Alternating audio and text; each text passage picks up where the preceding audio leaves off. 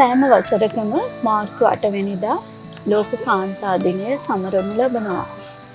මෙවර තේමාව යටතේ කාන්තාවගේ අධ්‍යාපනය, රැකියාව සහ නායකත්වය සඳහා වන ප්‍රගතීන් උදෙසා වන උපාය මාර්ග හා සැලසුම්වල වේගවත් ක්‍රියාමාර්ග සිදු කිරීම සම්බන්ධයෙන් අවධානය යොමු වෙලා තියෙනවා.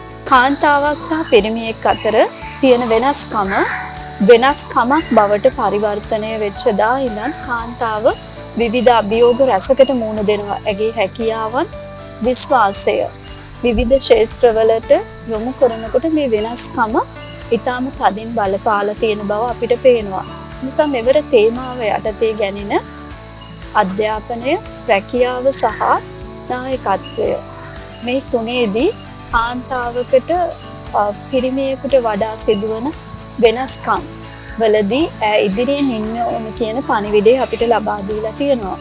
ඒ නිසා ශ්‍රී ලංකාවේ කාන්තාව වෙනුවෙන් රජය ඇතුළු සමාජ ක්‍රියාකාරීත්වයේ වගකීම් ඒ සඳහා සුළුව ඉෂ්ට වෙන ගමන්ම කාන්තාව තමන්ගේ කාර්යභාරය ඊටාම මැනවින් සහ සාර්ථකව ඉටු කරනු ඇතැයි අපි බලාපොරොත්තු වෙනවා.